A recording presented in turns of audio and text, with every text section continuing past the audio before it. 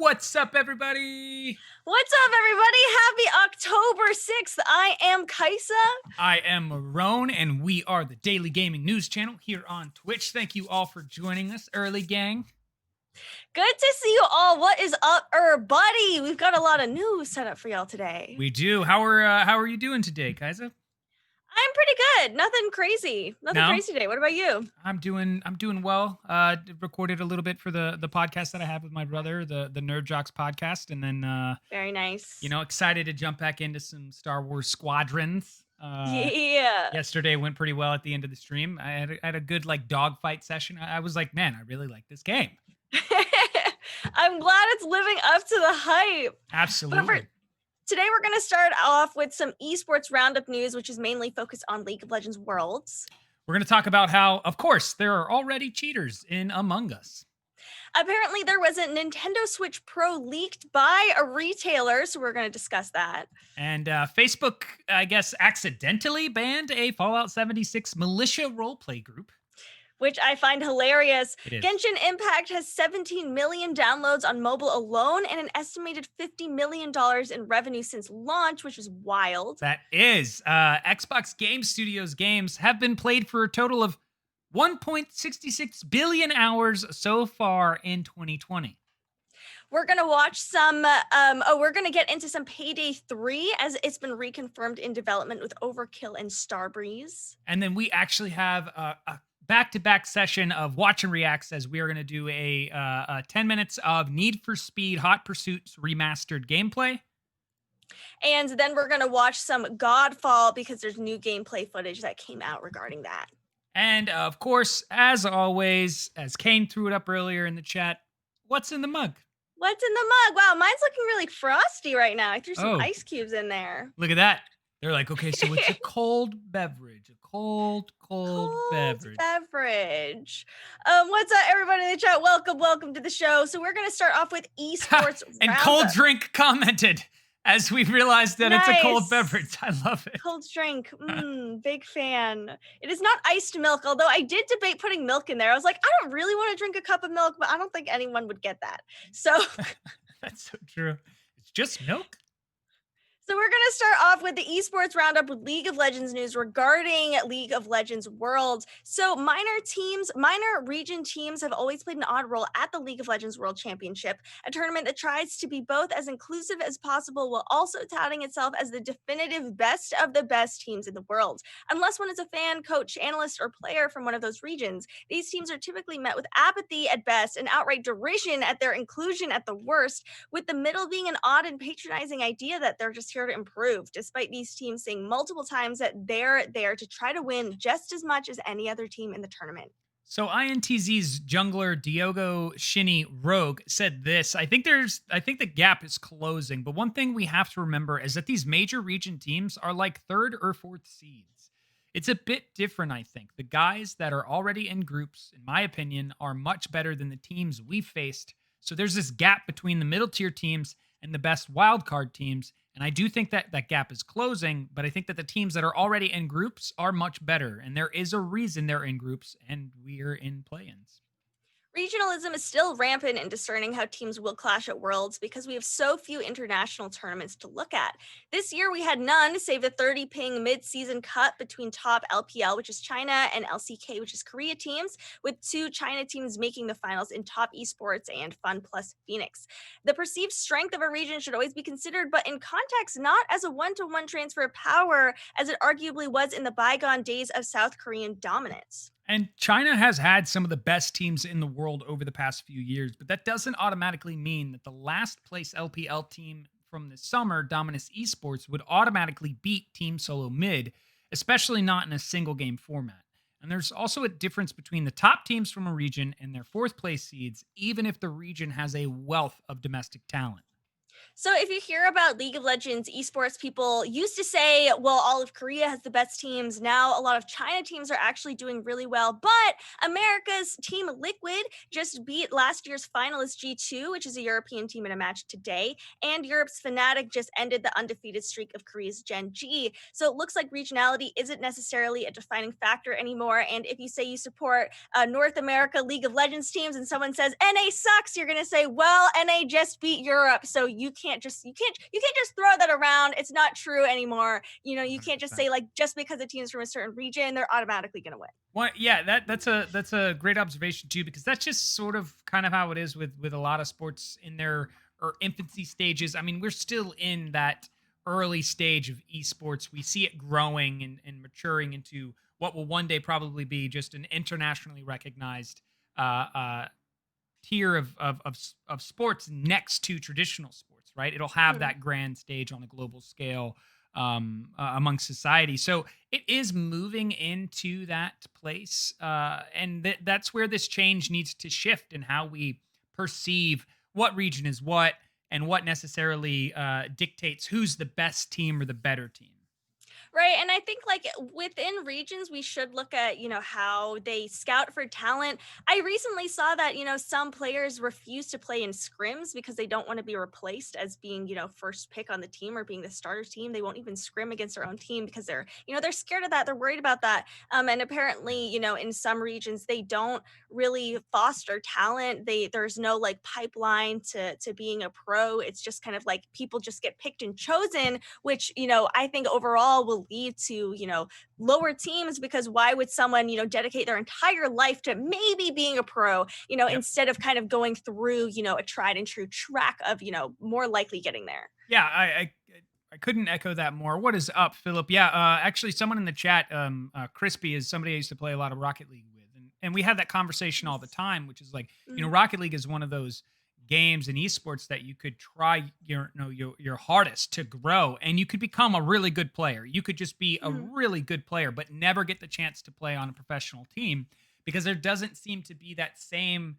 with traditional sports. Doesn't seem to be yet that place of uh, um, uh, bringing in the growth Mhm. as a means to develop talent. A lot of those players, they just get in there and they don't stop playing and they stay there. And it's not until they retire or move on does the seat open up. And when we look at Right. traditional sports, it doesn't work that way. You know what I mean? It's always in and out. There's always this, revolving door aspect to it. Mhm. That if we did that more, I think a lot of this commentary to what Shinny was saying would become even more widespread with how we look at talent. I think so too. Like even in sports, if you're not pro, there's also just like regional leagues. You could just play, pickup or like beer leagues or whatever with sports. And we don't see that with esports quite yet. We just see, more casual groups. We're now seeing more of esports in high schools and in colleges. But I read an article that it's still they're trying to make it more inclusive. Yep. But right now, because they're predominantly, male players for, a lot of societal reasons, Yeah. like those teams still are predominantly male players. And I hope that there's a way to kind of be more inclusive of like, hey, have you never tried out League of Legends? Come try out, come play on our team, even if you don't have to be good already, here's your introduction to League of Legends or, whatever other esport. I think would help bring more people, in and, make the talent pool a lot bigger. Yeah, and his comment there talking about Rogue, more teams that start to take that approach where we will pull in these younger players, we will work on, getting them to become these pros. And if at some point that Mhm. they just don't stay on with the team, they're at least now have the stage to go elsewhere and to, go be seen by other teams. It doesn't need to be that there's only one or two teams taking this approach. Right. It should just be a standard within esports that we all take this approach. So because one of the things that should be the case is that if you are someone who's talented at gaming and there is a legitimate opportunity for you to be a professional, just like you would take that journey in traditional sports, we should Mhm. start mirroring that with our esports. Uh, because then there's a lot of talent that just gets wasted and never gets that opportunity because the infrastructure hasn't been built for them.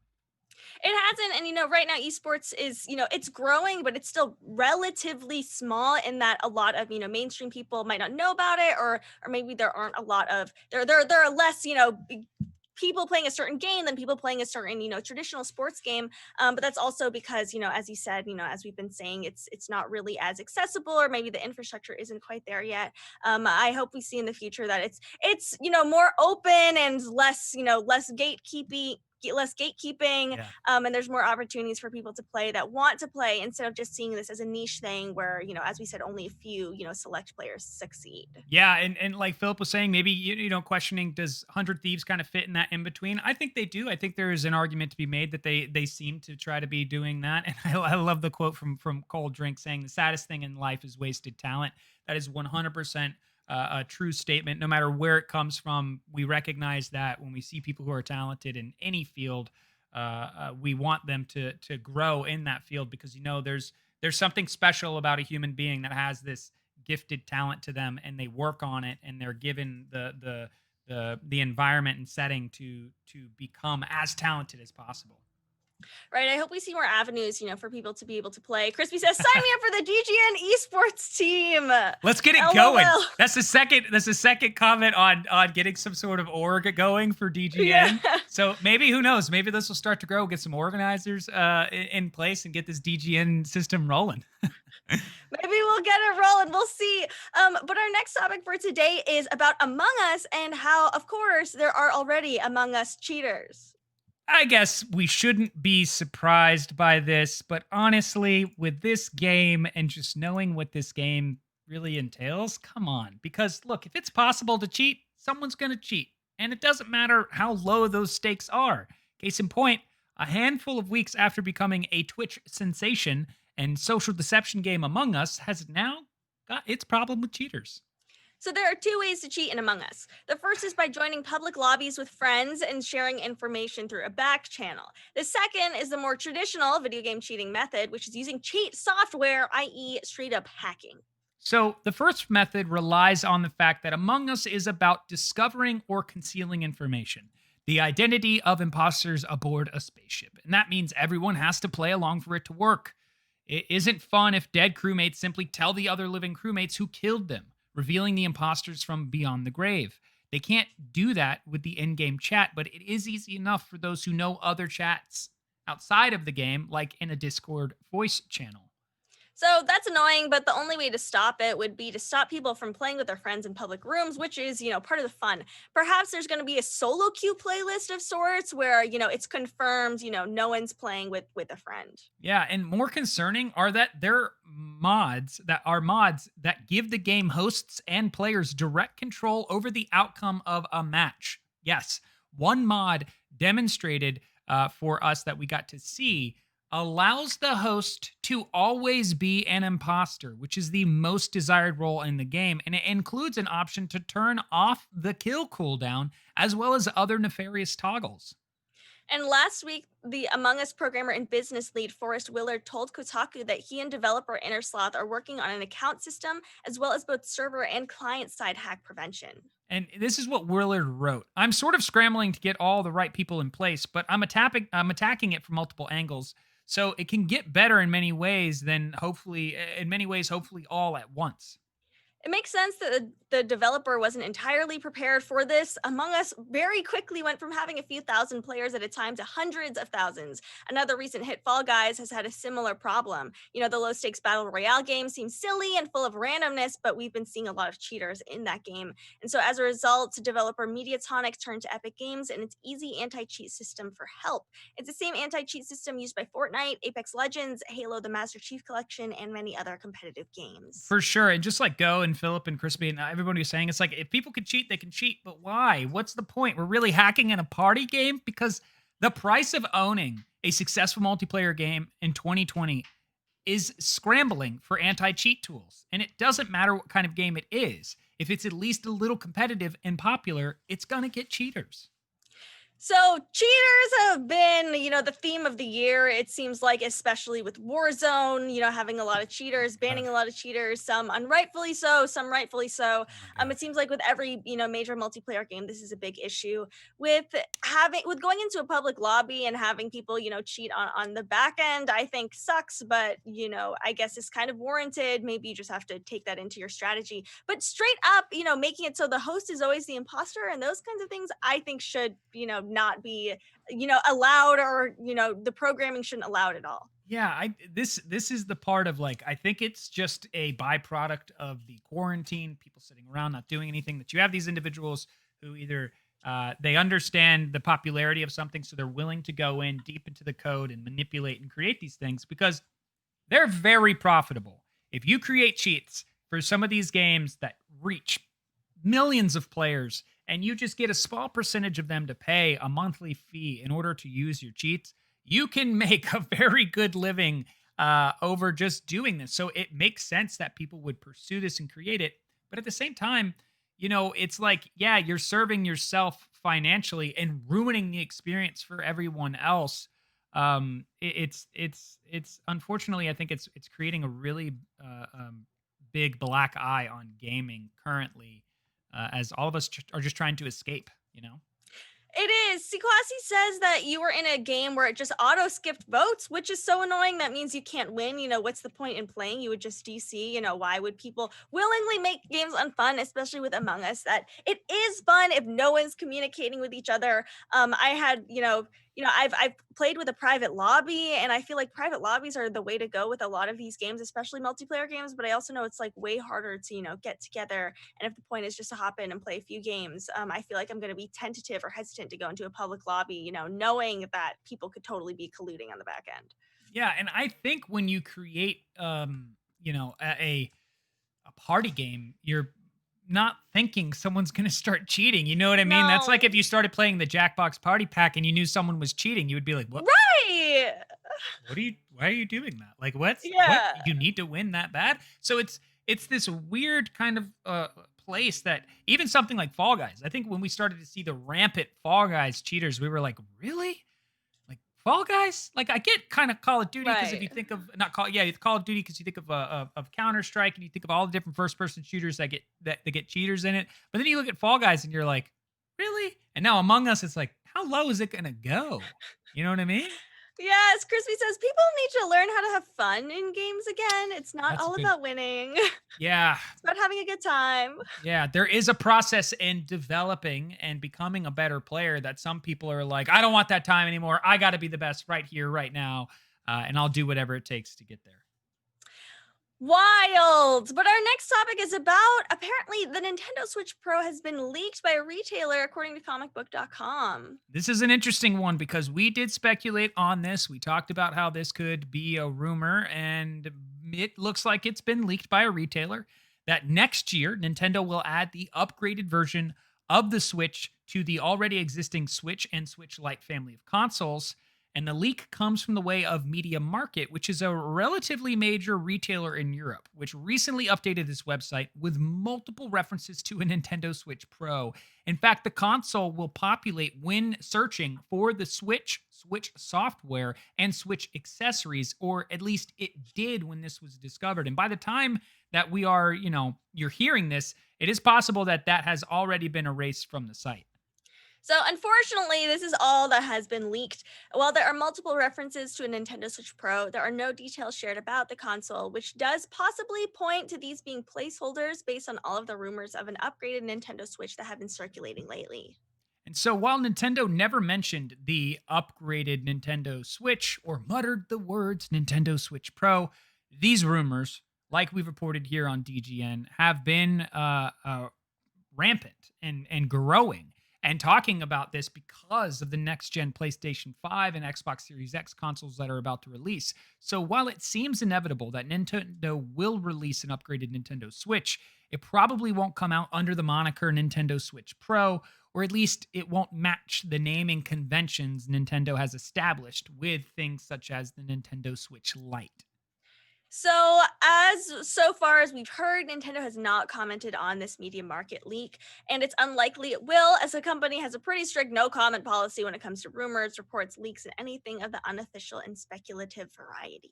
Yeah, what is up, Walligator? Welcome, welcome. Yeah, I'm not surprised. I know they're hesitant to just at this point. Here's where I'm at, and I understand Nintendo's like way of doing business. There have been so moments of smoke around this, Nintendo Switch Pro console, and Mhm. hearing about it from developers and understanding it from patents and now understanding it from a leaked website. Just come out and admit it. Like, you know what I mean? So, like, it's at this point, like, we get it. You need to have an upgraded version. It needs to be able to compete on the level next to the next gen consoles. Otherwise, you're gonna just you're just gonna have this kind of place of like, we're waiting, we're waiting, we're waiting. Okay, thank you. We finally knew it. There's no hype, you know? Right, that's kind of what it feels like. I wonder if they're protecting themselves and they don't want to announce there's a Nintendo Switch Pro because they don't want people to wait for the Pro and just want people to buy a Switch now if they're thinking about buying a Switch. Yeah. I would say, mainly is what they're going for. But I agree, I think it would be really cool and really hyped to be like, oh my gosh, there's a Pro coming out.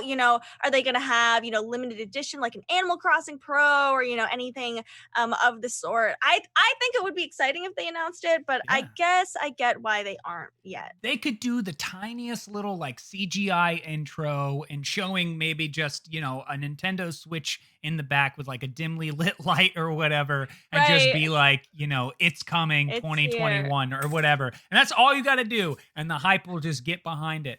But it's so funny to me that the more we talk about this Nintendo Switch Pro and the likelihood of it coming out from all different sources, and just Nintendo being like, we're not saying anything. Right. Yeah. Like in this day and age, all you need is literally like a 6-second teaser. And like that's enough for like the internet to blow up, over That's your so new true. console. Yeah, it'll have like 2 million views in a few hours, and everybody will be Right. hyped and ready to go for it. Cold Drink says, I'm surprised you're competing with mobile gaming. So for me, I like the handheld of the Switch. I pretty much only use it in handheld mode if I'm not streaming. And I hate playing games on my phone. My phone also, I don't want like texts coming in while I'm, playing a game or anything like that. The processing power isn't as good. Maybe there's going to be some lag. I never have any memory space on my phone. So I really like, having a Switch as a handheld instead of using mobile gaming. But that's just me. And they're really going to have to figure something out too, as we've been talking so much about cloud gaming. They're really going to have to create their take on that. And if that Switch Pro comes out with like we've talked about, a better Wi-Fi, that is expected to be the case, and all the upgraded bells and whistles that they expect to happen, I think the Switch Pro and what Nintendo would offer for its cloud gaming service, whatever that may be, would dominate. Because as Cold Drink was pointing out, they're already being, so competitive within mobile gaming. Right. That cloud gaming approach for them would just, I think, increase their sales tenfold. Right, Crispy says, imagine better netcode from Nintendo. I hope that they improve something, because as someone who's been watching a lot of Smash online, it just seems like such an uphill battle. I honestly don't know how so many people are still playing online Smash or online games with Nintendo, because it just seems so bad and it seems like such a struggle, and you kind of just have to bite the bullet if you want to play games against anyone right now, because it's so bad to play online. And we're seeing an interesting shift in behavior from Nintendo, like especially with their joining up with Minecraft for, Smash Bros. Ultimate. I've seen a lot of commentaries talking about how this is a really big step for Nintendo, because it's kind of like the first time that they themselves, as this behemoth in gaming, have, partnered up with yet another behemoth. Right. And now that those lines are starting to blur, what does that mean for potentially bigger intellectual properties or direct competitors to Nintendo, where they cross those lines willingly with these partnerships? It could mean a lot for the future of Nintendo, and even for this Switch Pro. What does that mean for what we start to get seeing on this upgraded console?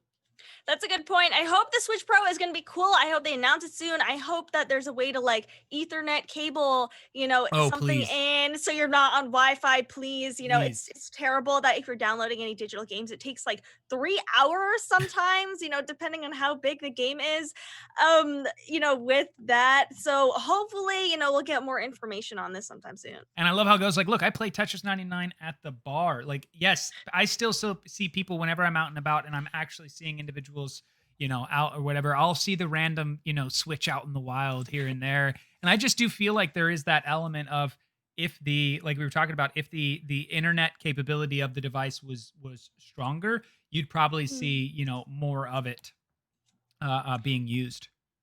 Kane says Modern Warfare, cough, cough. I mean, Fortnite was on the Switch. People were, switching it up with Fortnite. I think there's a lot of possibilities there. Crispy says Switch, but in 1080 handheld this time. I think a lot of people really do like the Switch. It is like the de facto handheld, device that people are using. Besides mobile, if you want mobile, but you don't want to have to touch screen Fortnite, which is a nightmare that you have to kind of claw grip the touch screen. It's terrible.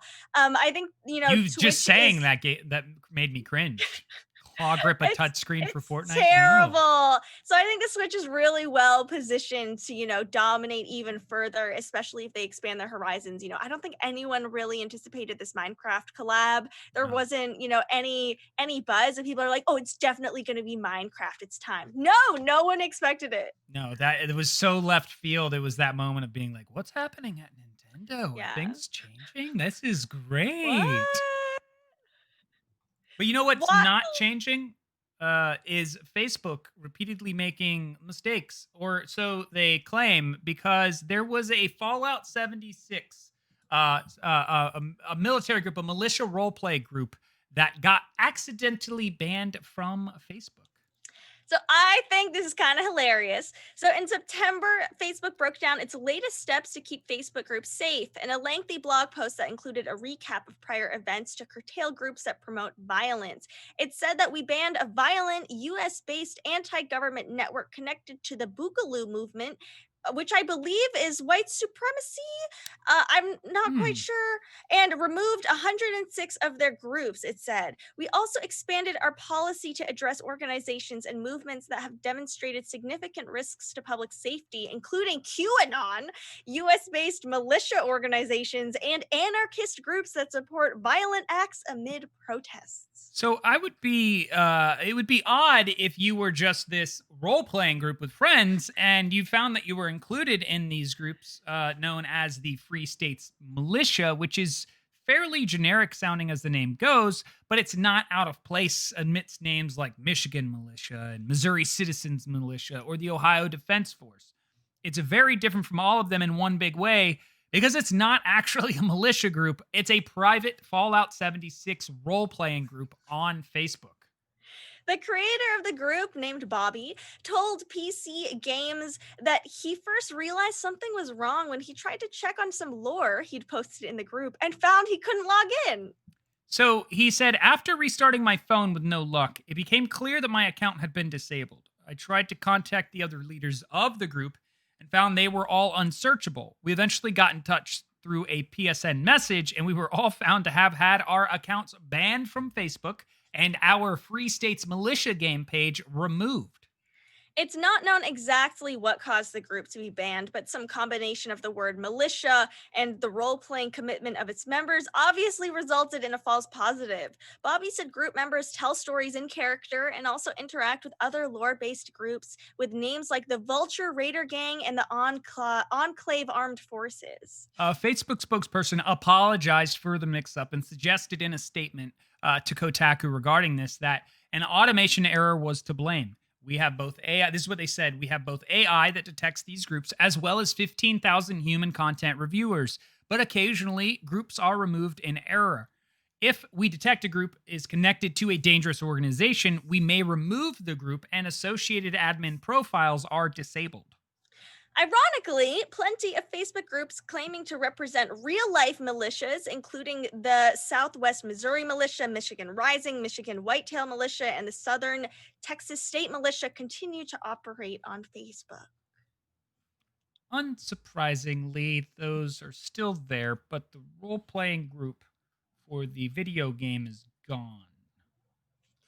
Hmm. Yeah, this is my frustration. I think it's the same with my frustration with Infinity Ward. It's like Facebook doesn't seem to be doing nearly enough to quell these like stupid like QAnon conspiracy rumors going around these militia groups, Yeah. these white supremacist groups, these alt-white groups. And when they do something, it ends up being about like a Fallout 76 like role play, group of people that are just trying to have fun. I mean, God bless you for liking Fallout 76. Yeah. But they're just trying to have some fun, and this is what gets caught up, meanwhile, like actual militias, which I assume are kind of like vigilante citizens, trying to get together to form, some not official, military group. Yeah. Meanwhile, those continue to operate. I think it really doesn't make any sense to me. It doesn't. I mean, when you look at recent, protests in or around this country specifically, there were militia groups showing up and interacting at these protests. Some of them being arrested, being condemned, some not Mhm. being condemned. But that's just kind of the way it goes in the current environment. But then when you have this role playing group which takes place in a game that, as Crispy was saying, they just deserve a ban for playing Fallout 76. But outside of that being the case for those logical gamers, what it shouldn't, what we should be able to do is easily do a quick search on whether or not this is a real place and seeing the little bit of information of, oh, this is a video game. And Right. then I'm kind of like, if their group, I don't know the size of their group, I don't know the extent in which they had, been handling it. Do they just bring it all back? Or is it they have to restart?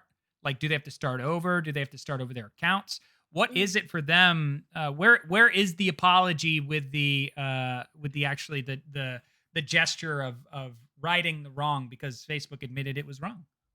Right. To what extent does that go? Christy says, I get the mix up, but come on, how are you going to let the other one stand? That's still crazy. I think it's crazy. This speaks to how you can't just have AI automate everything. You do need people fact checking, or you do need people, yeah, just saying, like, oh, what's Fallout 76? Oh, it's a video game where people have guns. Okay, whatever. They seem to be role Yeah. playing in here, whatever. Like, let it happen, but it's wild that they're just letting the other militia group stand and not really doing anything about that. It reminds me about how on Twitter, apparently people are getting banned or getting their tweets taken down if they say that they wish that like Trump dies due Yeah. to COVID, because that's like wishing death on someone or Yeah. something like that. But so many people, especially a lot of trans people, are like, well, we get death threats all the time, and Twitter doesn't really do anything about those accounts. Like, this is just a double standard. This is picking and choosing where they enforce their rules. It should either be across the board or Yeah. it should be across the board. I was gonna say It across should the board just or none at all, but it should be across it the board. should just be across the board. That is hands down, the how we get to being a place of equality is where everyone is treated the Yeah. same and equally.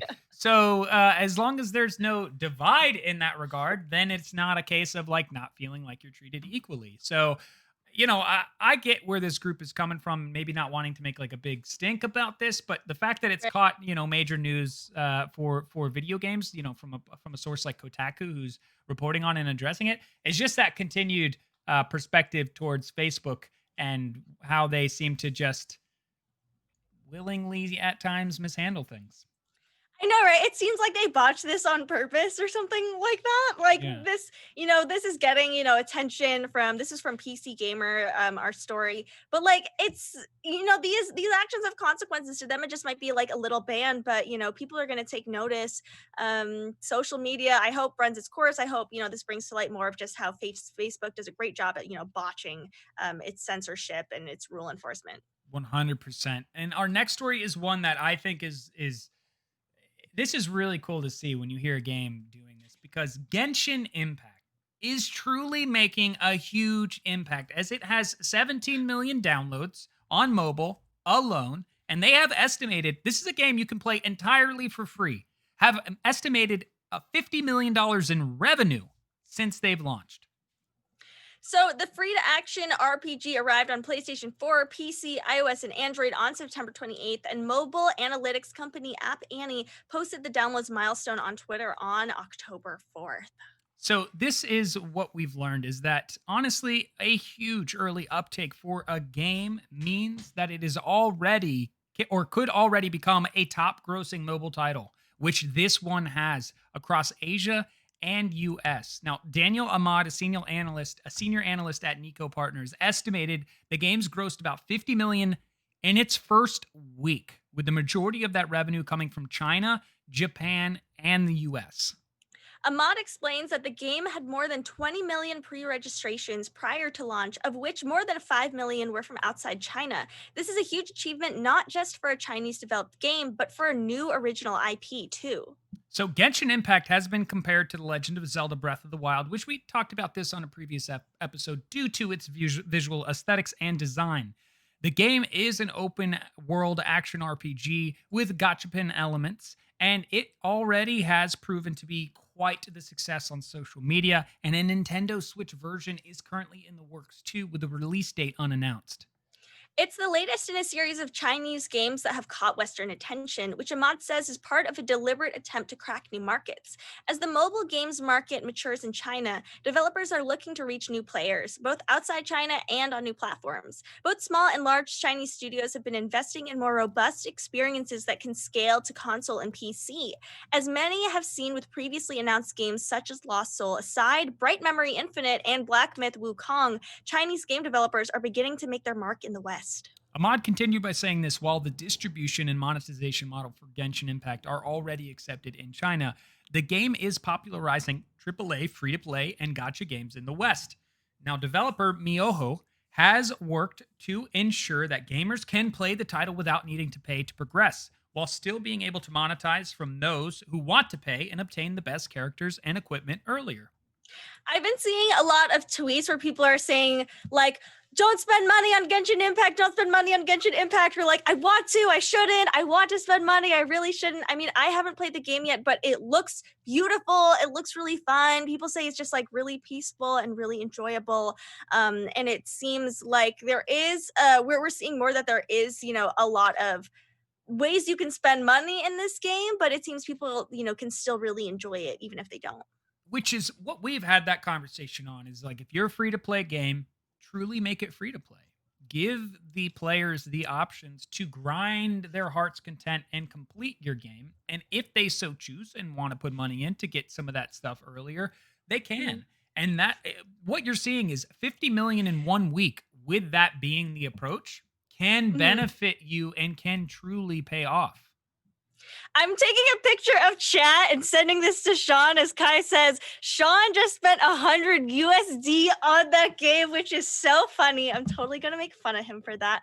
But it shows that, like, if this game had $100 price tag on it, I doubt he would have paid that much. I doubt anyone would have been like, oh, $100 game. Like, nah, bro, that's like way too much. But, we've seen this free to play model with being able to spend money in the game really does end up being, it seems like it's a lot more profitable, like, in the end. Yeah, and that's so funny too. Same. Look, I was right there with you, gamer. I got Rocket League. I was just about to talk about this. I got Rocket League for free back when it was on PlayStation, OG 2015 player. So when it was free, could start buying, your skins and stuff. And I probably spent, over the course of my Rocket League career, at least $200 to $300 on skins and buying crates and keys and stuff over like 4 or 5 year span. So when you have enough players doing that, like you were saying, like a normal game, in chat was saying, like a normal game is like $60 to $70. When you have the free to play element, and it's a lot of fun, and it's just about like changing your look and wanting to find that, that item that makes you, more unique in this world, you will pay for that. You will, and like with Fortnite's free to play, and the amount of skins that I've gifted or received, probably amounts to, $200, $300, like in Fortnite. It's a free game. Philip said, my man said, my Rocket League career. I mean, yeah, no, for real. Like, I did have a Rocket League career. Yeah. It ended. I don't play it anymore. I sailed off into the sunset with my Dominus with unlimited boosts. Nice. It seems like Genshin Impact, has been staying popular. I feel like more people are trying it out, even though it apparently takes a really long time to download. It seems like people are really enjoying it. I hope it doesn't go away anytime soon, because I like the peaceful aspect. I like this increasing, like Asian influence in Western games. 100%. And I want to see more games like this succeed, and just continue to create this type of world for gamers, especially for free to play games, because I think those developers take a huge risk when they put in all that time and effort into a game, and they potentially walk away not making as much as they could had it been a full launch title. And Crispy, there was always an extra seat in the car, and you were more than welcome to sail away.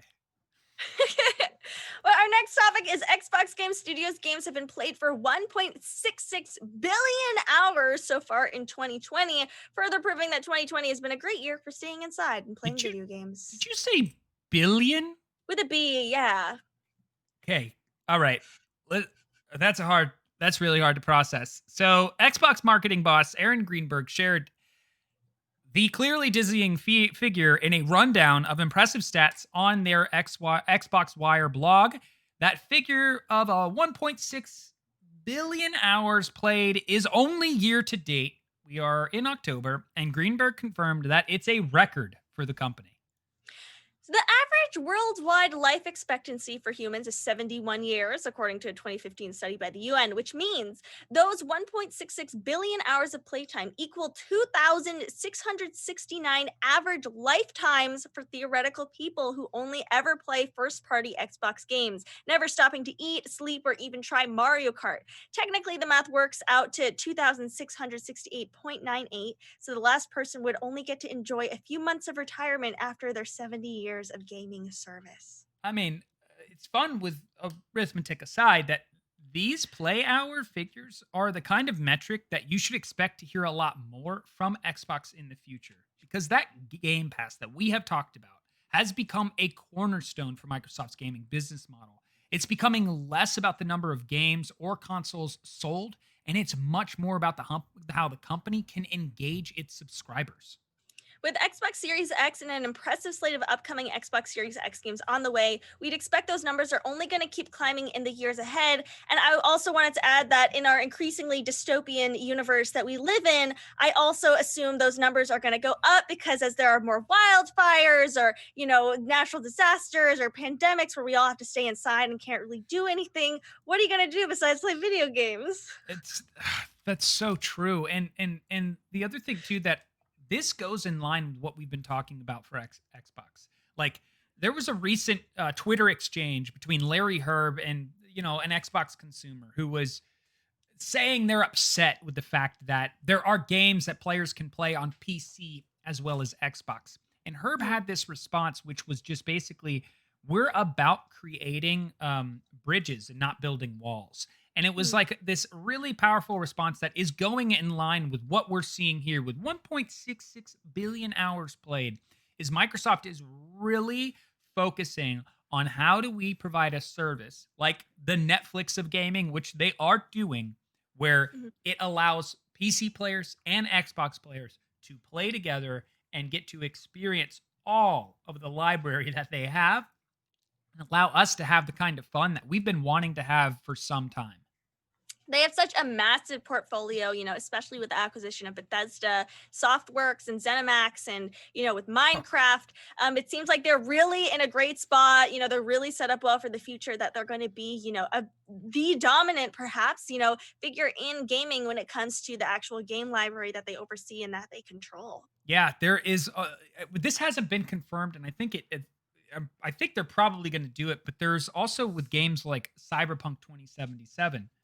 Most likely they're going to hit the Games Pass at some point. Some of these other major titles that you would never expect a subscription service will allow you access to them. You're going to have access to them through Microsoft's model. And that in and of itself is growing in popularity. And if no one else has some sort of way to compete with this, model right now, and Microsoft continues to do these things like we're going to buy up a place like ZeniMax Studio and get these major titles under our belt. So yes, you, Sony, might have the better console, but you now can't get these amazing games. You either have to get them on PC or get them on our console. The market's going to shift heavily and like we've never seen before, especially with the next gen, being this massive moment in technology expansion. And with being the Netflix of gaming, I think they're really well set up and positioned for cloud gaming. When I signed up for that Stadia free trial, there were only like a small handful of games on there, and the others I think I had to like pay a premium to play. But in this day and age, having 20 games to choose from isn't a lot, or it really doesn't feel like a lot. And only having a handful, I'm like, well, why would I sign up for Stadia? Why wouldn't I sign up for xCloud if there's going to be 100 plus games on there that I'm going to be able to play? You can't really compete. I mean, you've just said a bunch of logical stuff as a consumer who's wanting to spend their money the right way. That's clearly what Microsoft has problem solved for. They've presented the business model for someone thinking like that, where it's like, what do you want? Do you want the service with a library of games that you know and love and you've always wanted to play? Or do you want to go play around with this maybe okay technology from a big entity like Google? It's pretty easy to figure out which route you want to go. Or with, the Amazon Luna service that they're working on, I don't know what games are going to be on there. For Amazon Prime, I mean, maybe it's just me, but the only shows on there that I like are The Boys, and I think Marvelous Mrs. Maisel might also Yeah. be on Prime. But that's kind of like all I know of or care about, and it's kind of like, oh yeah, I'll watch The Boys since I already have Prime.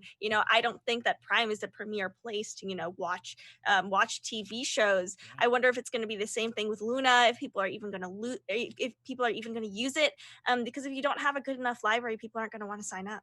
100%. And if the ace up their sleeve with Luna, as we've speculated on, is this partnership with Twitch, which if we had a cloud gaming service, that could work with Twitch. And so people could Yeah. travel and find Wi-Fi and successfully stream on the go.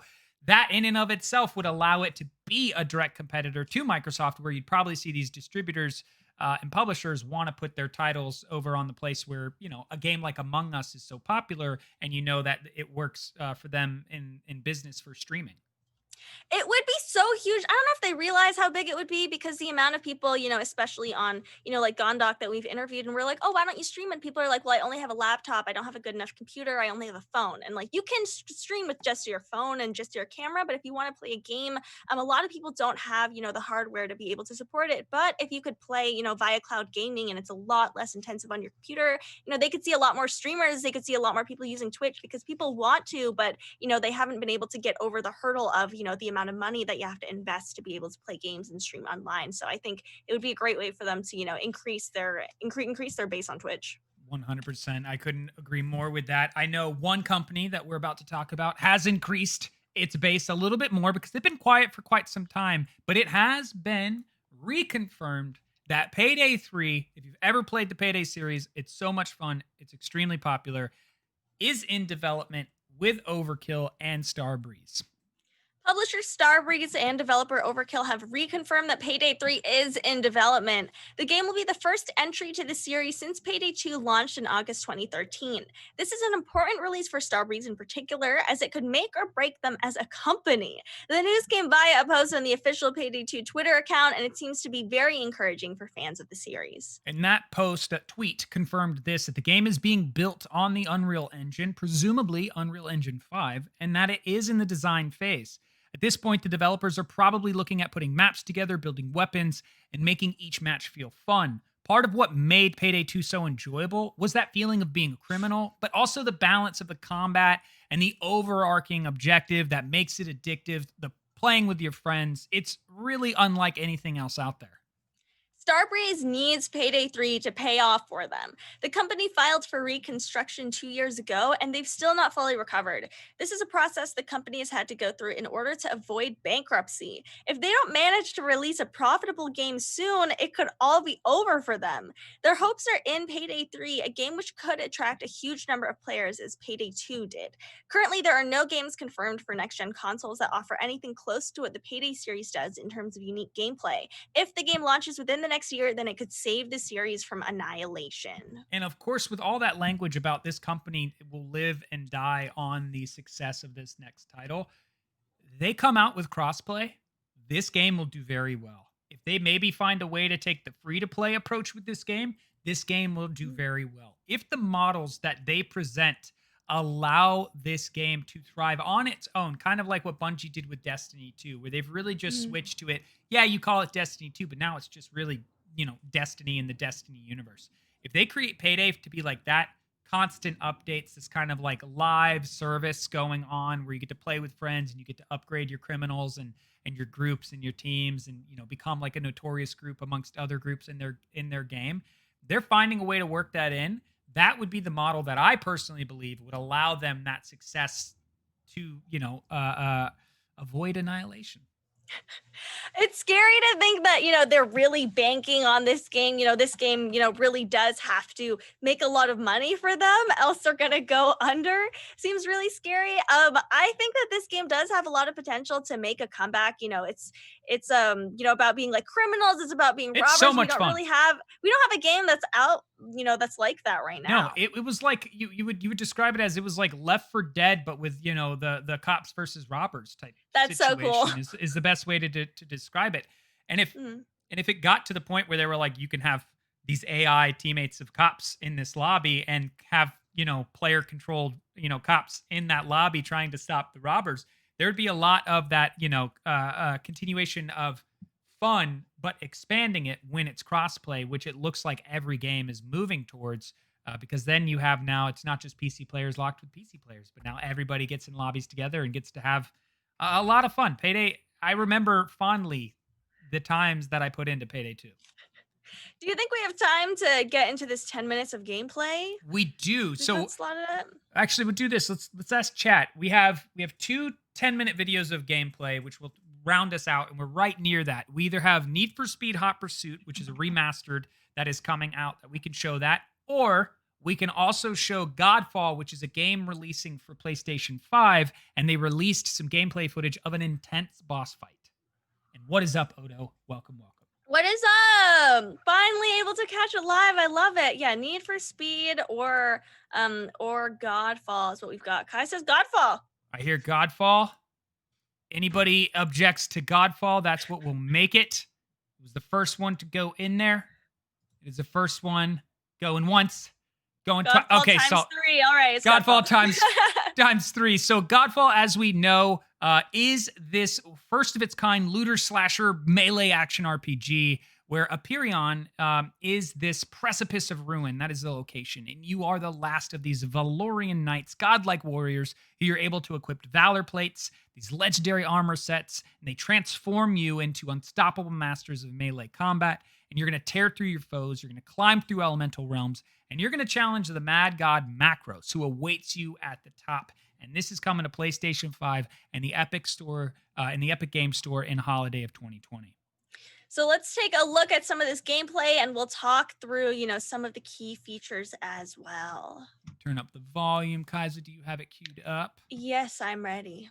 Let's do it. This game looks so cool. It looks so beautiful. So one of the key features is the many realms of Aperion awaits. You can adventure across exotic vistas from the above-ground reefs of the water realm to the subterranean crimson forest of the earth realm. And on screen, the graphics already look beautiful. It looks like we're in a castle or something. Yeah. The other thing that we're going to see, too, is, of course, their master breathtaking weapons, because there are 5 weapons classes. They all have unique playstyles. And there's a variety of them with your long swords, your pole arms, your warhammers, your great swords, and your dual blades. Becomes a god. So you can become unstoppable, level up, learn new skills, and uncover legendary weapons with devastating effects on the battlefields.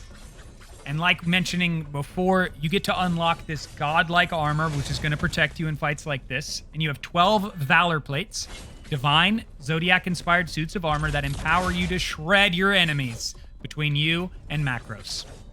This looks so cool. Just like looking at the gameplay, the fighting style, it seems like you really have to, be careful on how you approach each enemy here. Make sure you don't mess up and you don't die. Yeah. I think a lot of people were wondering, is it going to have that, that Dark Souls type feel? And they came out and addressed, like, it will have elements that will feel like that, where the choices you make to the combat encounters, but it's not as punishing if you make the wrong choice. And a lot of those things can be, adjusted on the fly. It really does have its own kind of feel. Yeah, and it's got such great aesthetic. I wonder if we could see if they're going to show the face of whatever character we're playing as right now. But in this game, you can fight solo or alongside friends with player versus enemy online co-op play. And they do have a Tower of Trials, which I think for anybody who's excited about games like this, where you get to challenge yourself against the toughest foes and earn that top tier loot. Kai's takeaway, this character looks short. Ooh, we died. All right. We did die.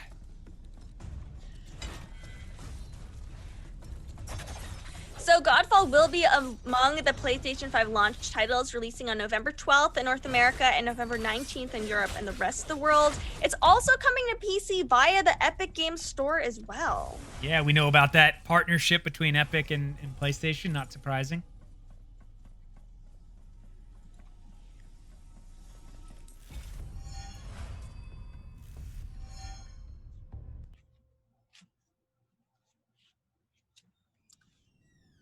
I was wondering if there's going to be loading there or not. Yeah.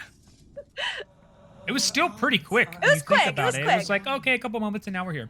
But I'll help you on one condition. What is it? You won't like it, Orin. Ooh.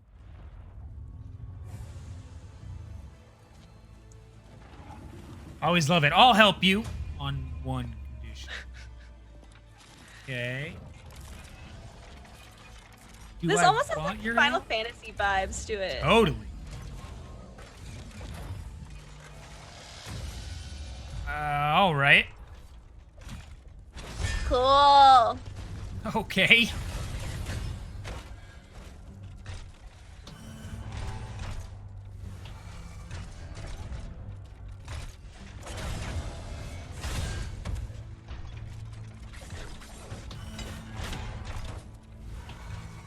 Oh. Damn. Strong. Oh!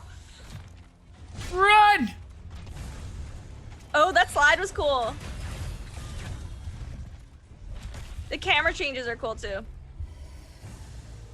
Oh, he died. GG. Maybe it does feel a little Dark Souls these with the quick deaths like that. I feel like we've been seeing more and more deaths in trailers or gameplay showcases. We need lately. to. Like, come on. It's not like you always play through and there's no, I just survived. Yeah. You barely took any damage. And then when we play, we're like, I got destroyed. Yeah. Yeah, the slide is definitely cool. Double swords. I wonder if the dual blade is part of the reason he's not having the best outcome in this fight. Oh, maybe no shields. Interesting.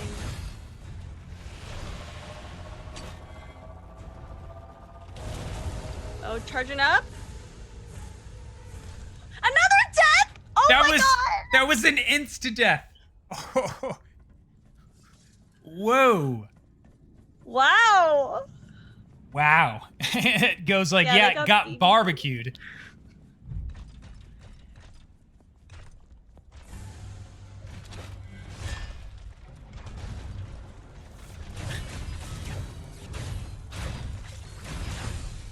Clearly godlike physically, but not godlike intelligently. Otherwise, they'd know what Kai just said. Can't block fire with a shield.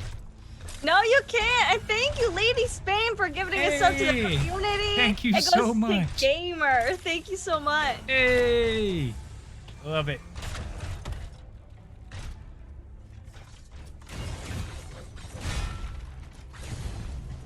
I don't know how to describe this boss, too. You know what I mean? Like, yeah, come on, just pour it on. Pour it on. Keep going. Just keep hitting. Salt in the wound. Right. Oh, another charge up. What are you gonna do? Wait, really? How many? Is it just gonna be deaths and deaths and deaths? Wow. I want to see what the comments say on here. Oh, yeah. The whole floor is like a huge SS reflector. I don't know what that is. Maybe they just mean a reflector. It does look nice. Such eye candy seems very fitting for the opening of a new console generation.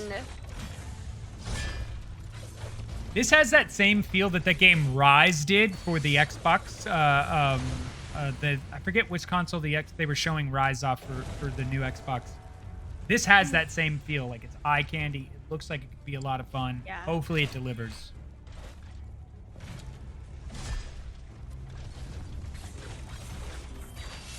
Someone says the only downside are the 2D plants. I don't think we've seen any plants here yet.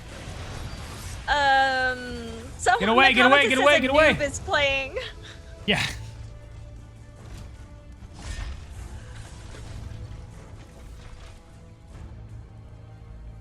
It's like we all knew he was going to do the big, like, you know, floor of fire. So run, pal, run. It looks like this, like, steampunk rhinoceros looking. Wait. Yeah, that's. Oh. That's what I was going to say. It's kind of Final Fantasy where it's like monsters, but they're all like mechanical or machinery or kind of in Breath of the Wild with a lot of the guardians or, you know, the big guardian foes. I've also noticed that each fight, the boss's health hasn't... Oh, no, it goes back up. There was one time he ran out and it looked like it was halfway down. Oh. That might have been like his shield.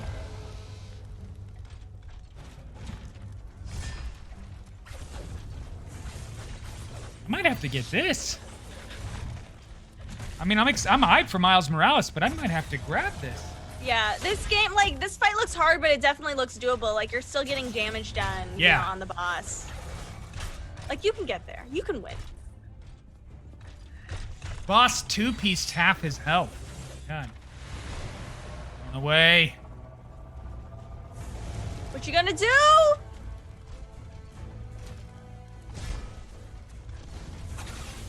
I also like how this player has not changed up their approach whatsoever. Going in with the dual blades every time. Run. Okay, good. He's learned. Yeah, it looks like he's been learning. Or she, or they. Yeah. Oh. Dodge, dodge. Heal. Oh.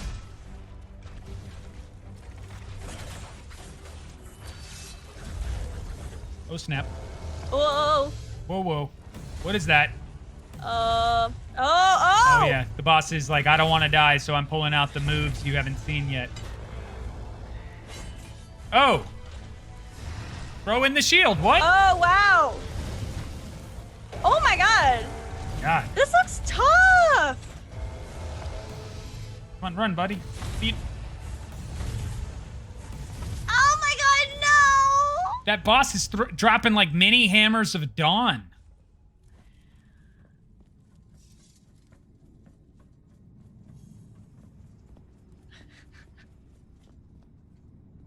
All right, Kai. I think there's like, that's it. That was the end of the gameplay. Wow, that looked hard. This game looks fun. Wow.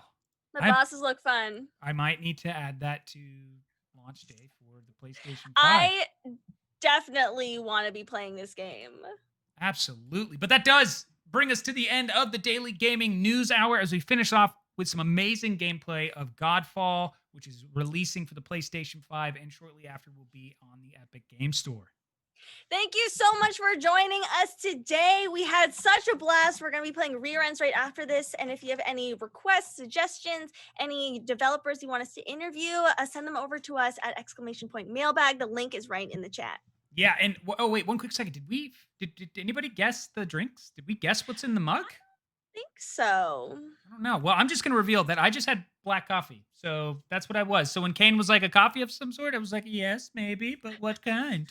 And I had grapefruit soda, which I didn't really want, but I didn't think chat would be able to guess it. So that's the only reason I poured it in here. She's pulling out all of the left field plays with what's in the mug. So everybody get ready. Start writing it down. Get out your Rolodex of interesting drinks.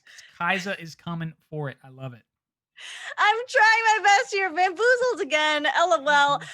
So we're going to be live from 1 to 2 p.m. every weekday with throwbacks of On This Day in Gaming, with developer interviews. Maybe we're going to do another touch up on Squadrons to see, what's been happening with that since. Absolutely. And thank you all so much for all of you that come in and join in the chat and are watching at home, for the likes, for the subscriptions, for the follows, both here on Twitch and our YouTube channel. We thank you so much, DGN family. None of what we're able to do is possible without you, and we just appreciate you supporting us, and we will continue to support you. Thank you so much. Thank you so much for joining us today on October 6th show. But for Daily Gaming News, I am Kaisa. I am Roan, and we will see you all next time.